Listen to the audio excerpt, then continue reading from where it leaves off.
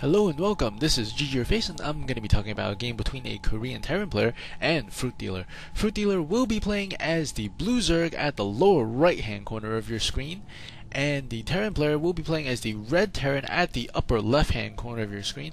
The map is Jungle Basin. It is a little bit different than your standard ladder or tournament map.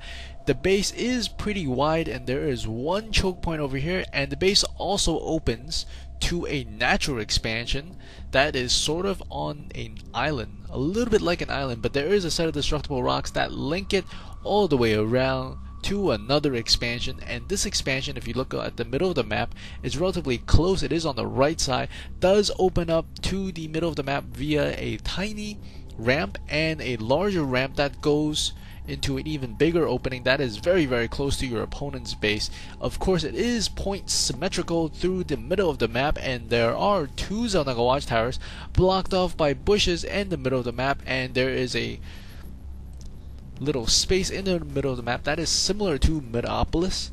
This map is mostly land. There isn't that much air or lack of land for you to fly your units around, so it is going to be mostly a ground battle, I would suspect. And we do see FruitDealer is putting down the extractor at 14, and we do see a Terran player having the barracks at the front of the base while the supply depot is actually only in the back, and the spawning pool has recently gone down again at 14 for FruitDealer.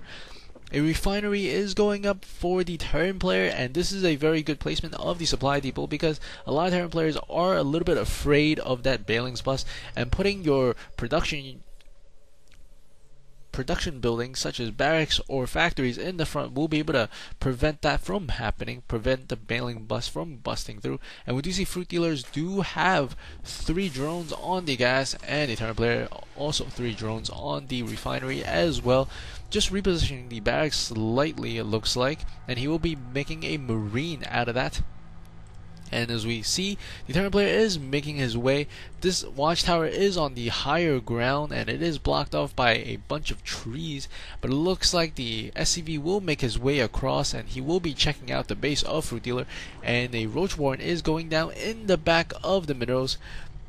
The Terran player is smartly checking out the expansion to see if his opponent has gotten it, and he has not. Metabolic Boost is currently being researched by FruitDealer, and FruitDealer does have 2 Zerglings on the field. We'll try to take out this one SCV. Maybe he will be able to do it. If we take a look at the APMs right now, FruitDealer has about double or almost triple the APM of his opponent, and we do see that there is a Marauder on the way for the Terran player, and he's also putting down a second set of barracks, and he's going to finish the wall off with a supply depot. This is a little bit weak to the Bailing bus, but you can also reinforce it with a bunker or another supply depot in the back, and the Zerglings finally take down that SCV, as this one Marine and one Marauder waiting anxiously as those 2 Zerglings are making their way across the map. Since the Roach Warren was complete, a couple of Roaches are being constructed by FruitDealer at the moment, and he's running up the ramp to see what kind of buildings his opponent is building. He will see that there are 2 barracks, and he can't actually get any information of anything in the back of the base because he simply can't see it. And if we take a look at the bottom of the map, there is a couple of overlords spread out for FruitDealer at multiple points of interest, giving him a very large vision of the south part of the map, which is a very good idea. And Bailing's Nest is going down. FruitDealer is not really spreading the creep. He is spending all of his energy on the injections. And we do see a couple of Marauders, a couple of Marines. Very nice placement here of these units. Have them very widespread. All of them can and will be able to take shots at the ramp if they choose to. We do see a couple of Zerglings and a couple of Roaches running across the map trying to do that early push. I guess he really wants to put pressure on his opponent. I think as soon as the Bailing's Nest is finished, he's going to morph a couple of those units into Bailings, and we do see one bunker behind 2 production facilities with 2 Marauders inside. If we take a look inside the Terran's base, he is expanding before the Zerg player. It is a little bit unusual for that to happen, but it does happen sometimes, as some Zergs do like to pressure with the Roach, and especially with the new patch, the Roaches have gotten that +1 range, and we do see a very nice supply depot. This is almost baiting a Bailing bus at the top of the ramp because they will still be able to prevent you from coming in with the second supply peel. And the 4 buildings are going to be coming in, and they do explode, but they can't take down everything. They do take down the supply depot, and they do take down the add-on. But I believe FruitDealer sees that He's not going to be able to run inside because the supply depot is in the back and there's a bunker behind the production facility. Perfect positioning for the Terran player. I think FruitDealer really needs to expand, and I think that's what he's thinking as well. That initial bailing bust has failed and he is retreating. If we take a look at the income tab right now, both these players have about the same income, but this base will go up much quicker than the hatchery for FruitDealer. FruitDealer does have a couple of building ends. He is getting another extractor.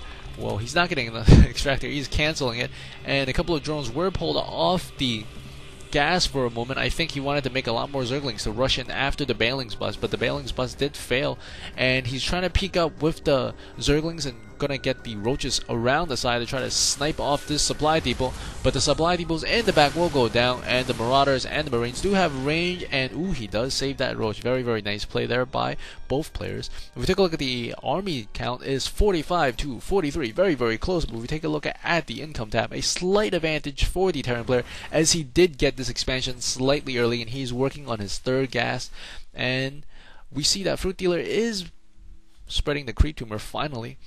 But he was right to not spread the creep tumor because he was on one base, and it's not necessary to spread it as much if you're only on one base early game.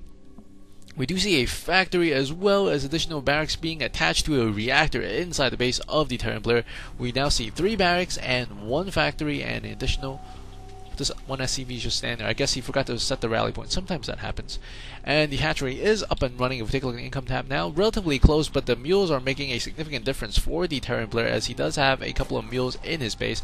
A third hatchery is going up at the natural expansion for FruitDealer. If we take a look at the army's count, once again, 61 to 62, 63 to 51, a slight advantage for the Terran player, and the Zerg player, FruitDealer, only has 1 gas at the moment, whereas the Terran player is going to be getting 3 gases, and he's also putting a supply depot over here. The supply depot will give him vision of the destructible rocks, as does this Overlord over here. The +1 attack as well as the stem pack is being researched for the Marines and Marauders, and I think when he finishes that, or as he's finishing it, he is going to march, even though there's about 8 more seconds left on that upgrade. The Zerglings will spot the army coming for FruitDealer, and he will make a couple of more Zerglings and a couple of more Bailings to get ready for it. A couple of more Bailings are being morphed in at the moment. We take a look at the army count, 77 to 61, slight in favor of the Terran player, and he is making a starport. So far, 3 barracks, 1 factory, 1 starport. And he's going to come in here and probably snipe off an Overlord and potentially supply block his opponent. 82 to 66 at the moment, and we see 15 Marines, a handful of Marauders, double handful of Marauders, lots of Zerglings, and he's going to back off. A lot of players do like to do this to scare you, because if you are a Zerg player, and since your production facilities for the hatchery as well, the hatchery does produce both mining as well as attacking units. If you run to the base of your opponent, sometimes it forces them to make a couple of more not so useful units, as you can see here, about 4 rows worth of Zerglings, well, almost 4 rows worth of Zergling, and he will not have as many workers, and therefore making for the difference between the income in terms of minerals. We do see the Terran player is running from the left side of the map. He is upgrading the armor. The +1 attack is already finished, whereas the Zerg player has a couple of drones sitting around, and he will spot the army coming from the left side relatively soon. If they start working on the destructible rocks, he will be able to spot it with the Overlord. And we do see a couple of medevacs coming across the field, and there is 1 Zergling running to the ramp, and he is getting ready in position with those Zerglings and roaches. He should try to run those Bailings in first, and very, very nice stem, very, very nice micro by the Terran player, and he's running back and forth with his units, dodging a lot of those Bailings, and he does almost get splashed, but he does not lose too much there. Very, very fine control from the Terran player. Take a look at the army count, 106 to about 82 at the moment, and this is a very, very nice push from the Terran player, controlling it very, very well, and the Bailings is trying to get up there, but their upgrade has not been finished, and the Terran turns around, snipes them, and runs away. A couple of Zerglings giving chase to the Terran army, and we might see an engagement here. He does take down most of the Zerglings that are coming his way, and the +1 upgrade is almost complete for FruitDealer for the armor, and that, I think, has hurt him a little bit because he hasn't finished it for that encounter. And a couple of Medevacs along with some Marine and Marauders getting ready to march outside. Once again, those Medevacs will be extremely happy to find this group of all red, nearly dead units, 1-1 upgrades for the infantry, and a couple of Balings being morphed in, as I think FruitDealer does sense he's behind. He's trying to take another base to make up for it. And we might see a march coming very, very soon. He looks like he's getting a couple of more units. He is making a lot more units at the moment. A couple of Marauders, some tanks. He's also getting the vehicle weapon and infantry +2 now. It looks like 5 barracks, 1 command center coming up, 1 factory, and we see 2 starports. The army is coming down, coming from the north position, and I don't think he's aware of this. Roaches are a little bit out of position. The Baling's a little bit out of position as well. He's going to come in here and snipe off a couple of roaches. Some of the drones do come in, and he might have to cancel the hatchery. The hatchery actually goes down, was not canceled, and the Balings are running forward with their upgrades. Should be able to get a lot of kills here, but the Terran player is trying to run away, but he's surrounded, and the Balings do not blow up because those Zerglings will be able to take care of them no problem. Very, very nice control from FruitDealer that time, not wasting those Balings. A lot of those units were picked up by the medevac, however. And a couple of more Zerglings running across the map. If we take a look at the army count, 135 to 89. The Terran player was able to deny this, and he also maintains a healthy lead in terms of minerals. The gas is about the same, as he is only having 1 SCV on this refinery for some strange reason. Maybe he likes to have a lot of SCVs on his mineral lines, but I think he could sacrifice a couple of those SCVs on the refinery. But that's alright. He is leading, and he is floating a command center over to the middle. A couple of Balings being morphed in, along with an additional hatchery being produced. He does have, looks like, 3 hatcheries, and the 4th one coming online for FruitDealer. A couple of drones are being rallied to that point. A couple of overlords with their speed upgrade will be able to scout the location of the command center relatively soon, or maybe they will even beat him to it and start spewing creep. That would be very, very troublesome, or at least troublesome for a while. But a group of medevacs with a large infantry unit will be able to get in here and probably take care of that overlord, but it looks like they will just ignore it. +2 upgrade has finished for the infantry units, and I think FruitDealer has spotted the medevacs with the very, very finely positioned overlord, and I think we might see a will we see a fight over here? Medevac coming in and not really landing at the moment. If you haven't noticed, medevacs are a little bit slower in patch 1.12 than they were before, and he finds the spot he wants to go. A couple of infestors are going to come in, and fungal growth, very, very nice fungal growth. The queen is a little bit out of position. Another queen is also a little bit out of position, but he does lose 2 queens. He should fungal growth once again. Very, very nice fungal growth there. Another fungal growth.